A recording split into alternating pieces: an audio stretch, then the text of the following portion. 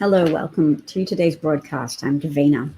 I'm here to talk about a potential threat of escalating theocratic fascism, i.e., some people imposing their religious views on the rest of society as a way to consolidate their personal power, as a way to live out their fantasies, in a significant violation of the separation of church and state, which was embedded in the Constitution in order to properly provide for governance, the type of governance where your own religion gives you psychological and emotional sustenance, and you can perhaps inform your own personal moral decisions by the guidelines of the religion you choose to follow, but that a nation is not governed by the edicts of any one religion, because religions are individual.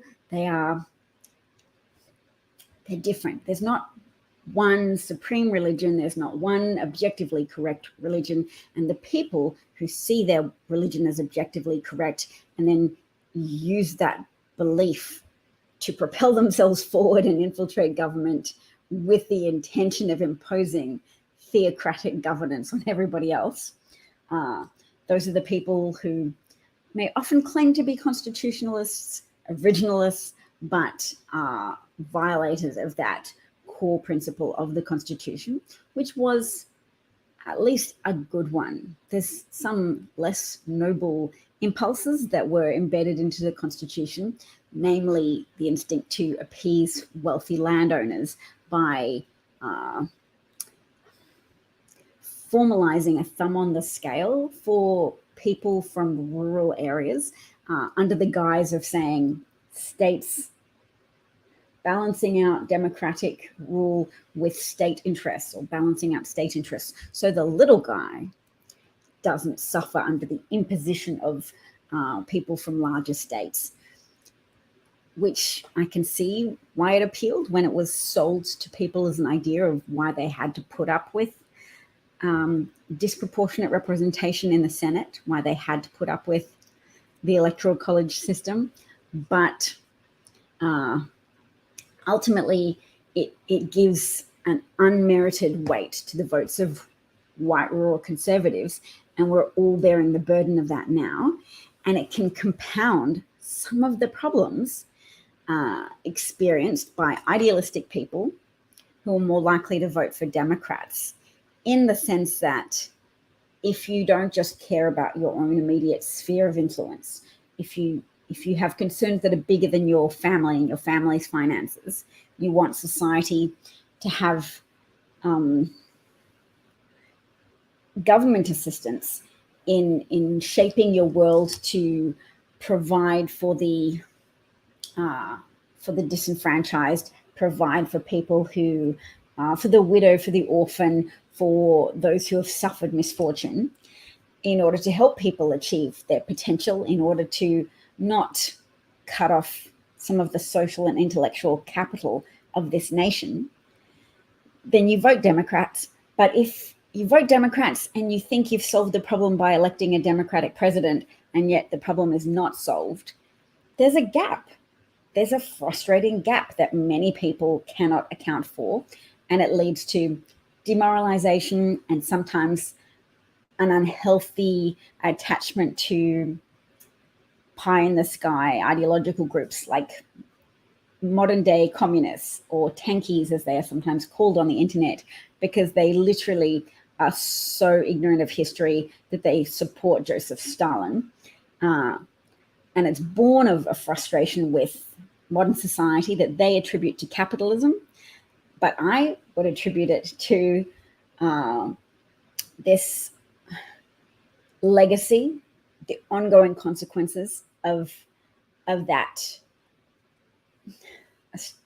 of what happened, which was establishing a democracy which had a poison pill in the Constitution. That poison pill of the Electoral College and the disproportionate composition of the Senate,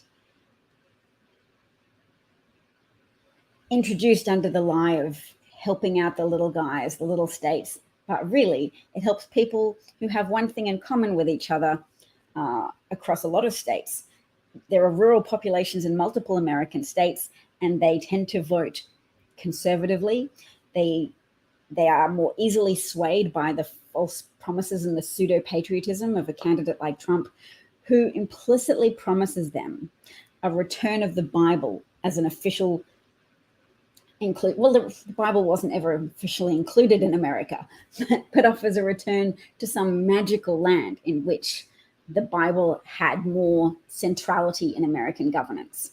They want the Bible in schools, preferably, the Republican sub agenda is to so undermine public schools that public schools are essentially abolished for low attendance, defunded so that no parents want their child to attend, and you instead have to opt for a voucher from the government, which allows you to attend a private school that is propped up with public funds but has the freedom to offer a segregated form of education if they want. They have the freedom to only offer places to white pupils because they will not be under government supervision. They will receive government funds, i.e. your money, your taxpayer money, but they will not be compelled to adhere to big government ideas like desegregating, like offering opportunities for a good education equally to both Black and white citizens of the United States and residents of the United States more broadly. So Christopher's here and has said, good morning. Hello, Christopher. I didn't want to stop my rant, but I should return to the topics I've promised to talk about today, having said hello to you. I wanted to talk about the US Secret Service, which is required by law to preserve electronic records, such as text messages, but is claiming to not be able to, even though they were subpoenaed on the 21st of January, 2021, the 25th of January, 2021, and then they deleted text messages on the 27th and said, whoops, routine deletion. We were just updating our devices. And the Secret Service is one of America's most highly regarded agencies in relation to their cybercrime capabilities. They're capable of extracting deleted items, and yet somehow they cannot recover. They did not make backup copies, or somebody's gone into the cloud and very thoroughly eliminated the records of this public agency that serves the public, of what they said to each other with regards to what was happening on January the 6th. So were they conspiring with Trump to whisk Pence away and accidentally drive into a crowd in the mob so that Pence would get killed? Pence refused to get in a car with Secret Service people.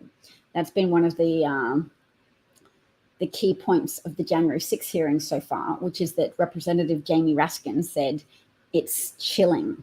One of the most chilling things for him is the sentence from Mike Pence of, I'm not getting in the car, Bob. Was it Bob? I'll check for the name because verisimilitude is good. Accuracy with details is important.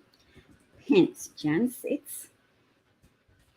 I'm not getting in the car.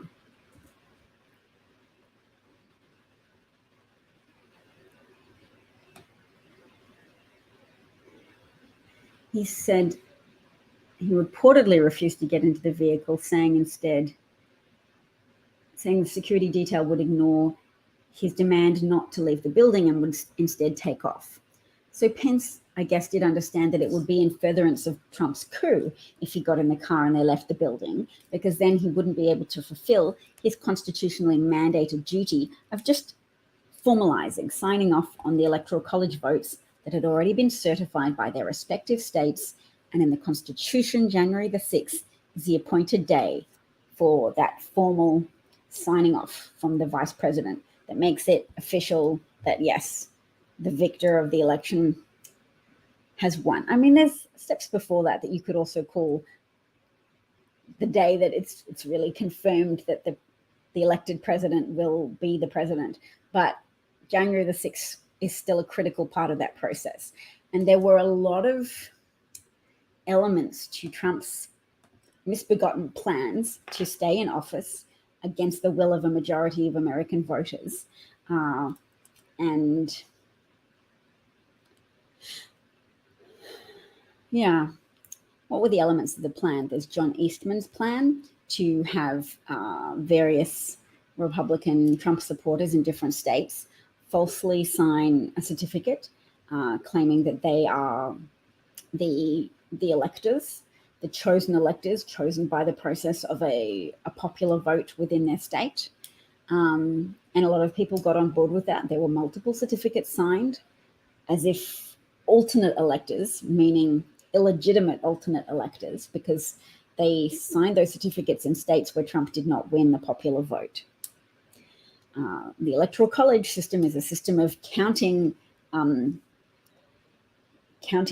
different states as different appointed scores and having different states, depending on their size, awarded different numbers of votes, but it's not exactly proportionate. So the system is still a thumb on the scale for smaller states that have higher proportions of rural voters and a higher proportion of people who inherited agricultural land from people who derive their familial intergenerational wealth from the practice of chattel slavery, of owning people and reconciling it to themselves with religious rationalizations about their own worth as people who were white like Jesus,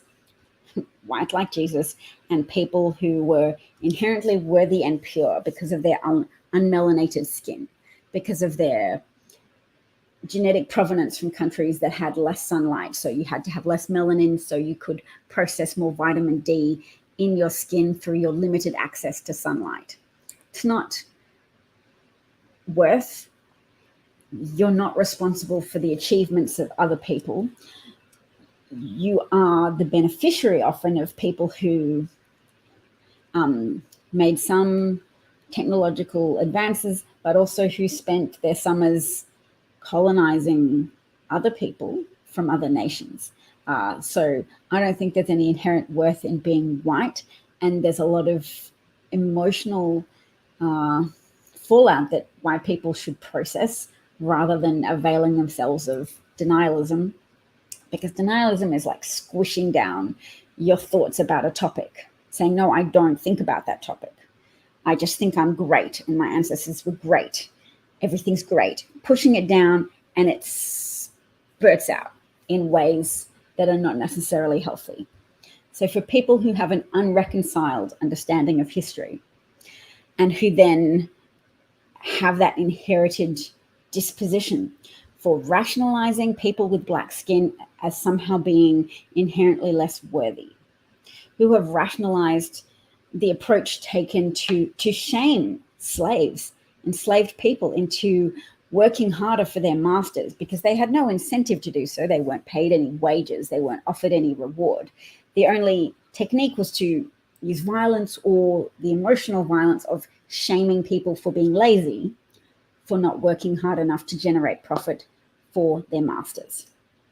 So the people who unconscionably and immorally chose to own other people and benefit from the deprivation of freedom, life, liberty, and family, deprivation of all the good things of life, and rationalized it as being a system blessed by God. So rural voters are more likely to have inherited some of that intellectual legacy of falsely and unfairly disparaging people of color, black people specifically. And every day we've got to fight against that tendency for Democratic voters to forget civics, to forget American civics, to think that they don't need to vote in midterm elections, to think that their votes are a punitive tool at their disposal to somehow lash back at the to them incomprehensible unfairness. And I do these broadcasts to make that unfairness comprehensible. What people need to know, it's not an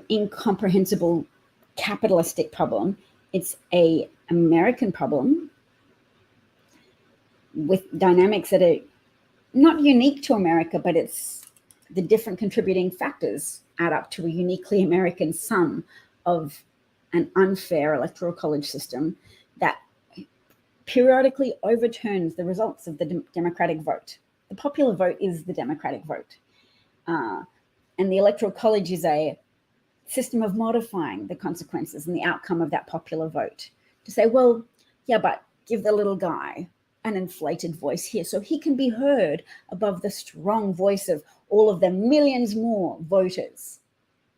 That's not the point of democracy. The point of democracy is trusting that the millions more voters are being smart at a collective level. And they're going, some people fall for a con artist, but a majority of people can see through a con artist. So the founding fathers of America, unfortunately, built in a placatory note to slave owners, to wealthy landowning slave owners, to say, don't worry, you're the little guys in states where there's relatively little numbers of voters because there's more acres of land that you're farming and deriving extraordinary wealth from, like more actual people, but few voters, because the few voters were masters over large agricultural holdings, large money engines that motivated the founding fathers to cater to the wishes of those slave owners, to say, how can we balance out the wisdom of the crowd, which is increasingly saying slavery seems actually immoral. The practice of slavery, the practice of splitting apart families, the practice of creating product by sexually assaulting women, sexually assaulting enslaved women in order to generate more children who will be more of your property.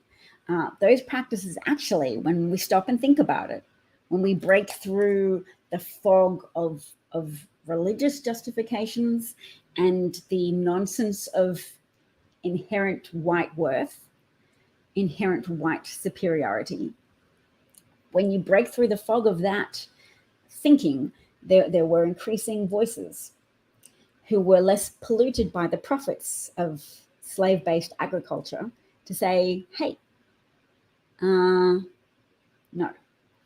And at the time of America's constitutional founding of government, that was an issue, that was a conflict. And the slave owners wanted some guarantees in the Constitution that their interests would not be subordinate to the wishes of an increasingly vocal majority of people saying that's not okay. We don't want America to expand this practice of enslaving others, because that's what the Confederate states wanted to do, expand slavery further. And it's not to say people in the north of the United States were so much more morally pure.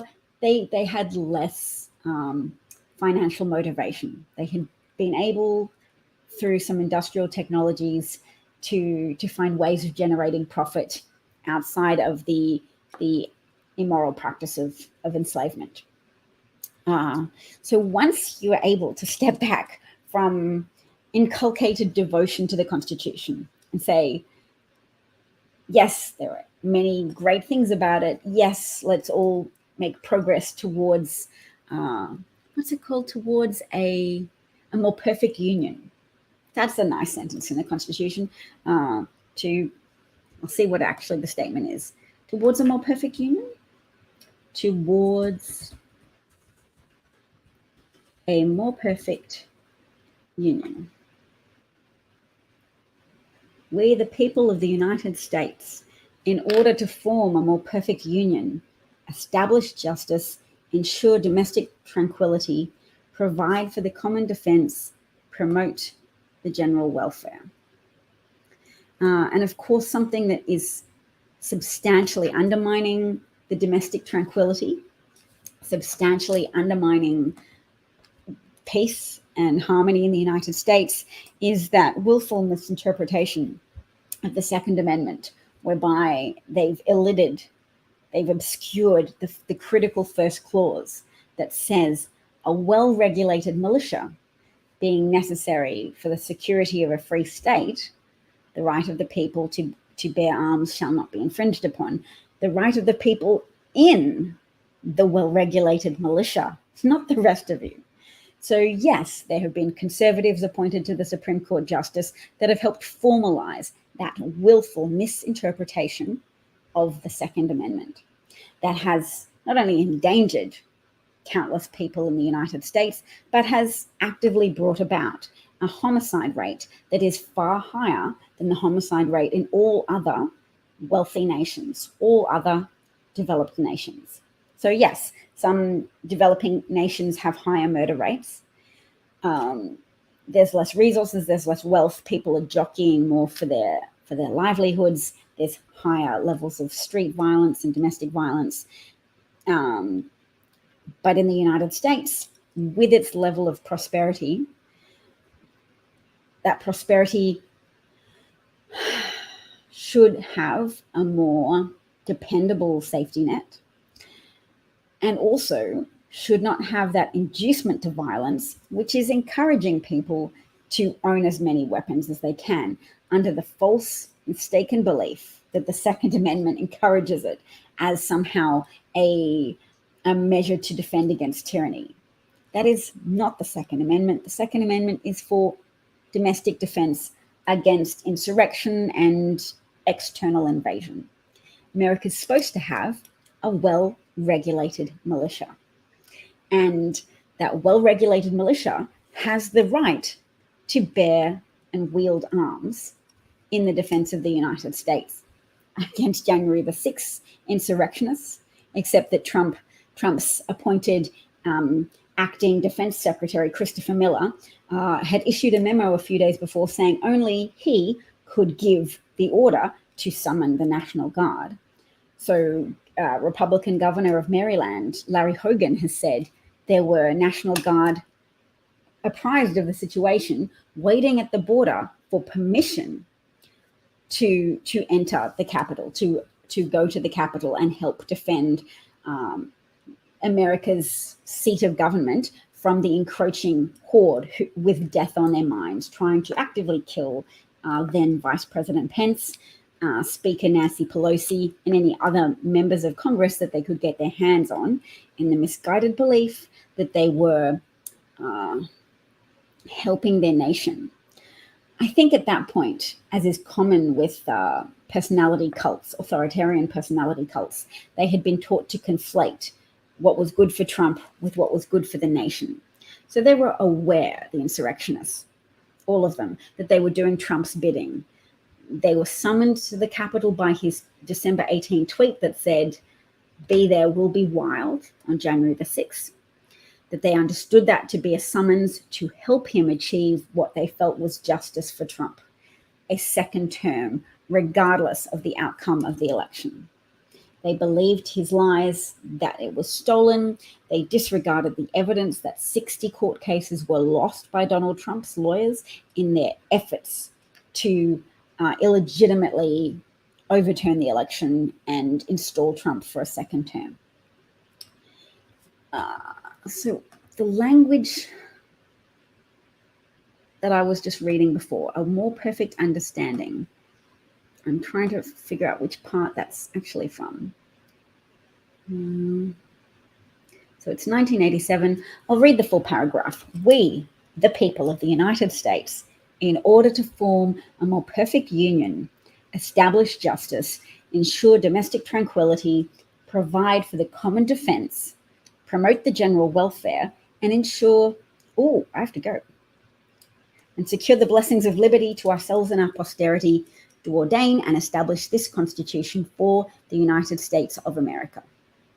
Well, another time, I will also read out a little bit from Thomas Jefferson about how the Constitution should not remain a static document, but should evolve and progress with the needs of the people.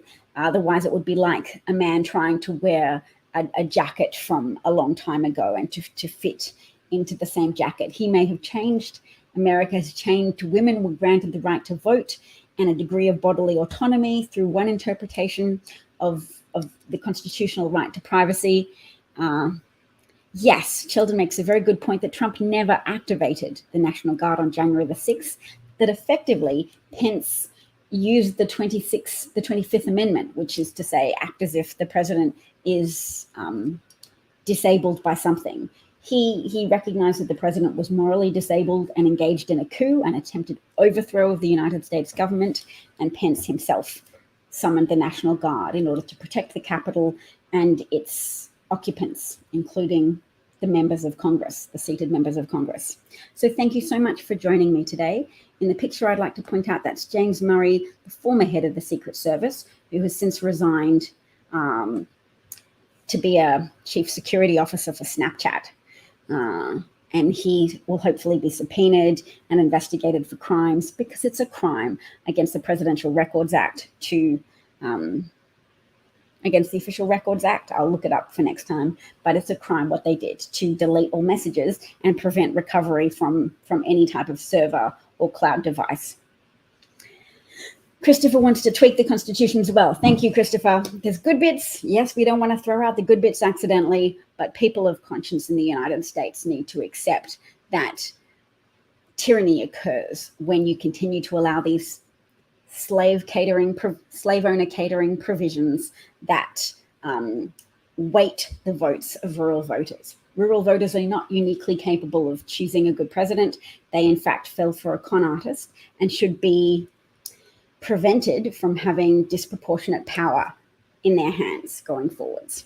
Thank you and goodbye, everyone. Take care. Have a great day. Oh, end broadcast. Sayonara. I'm working on a song as well, by the way. That might be for next broadcast or maybe a little bit longer.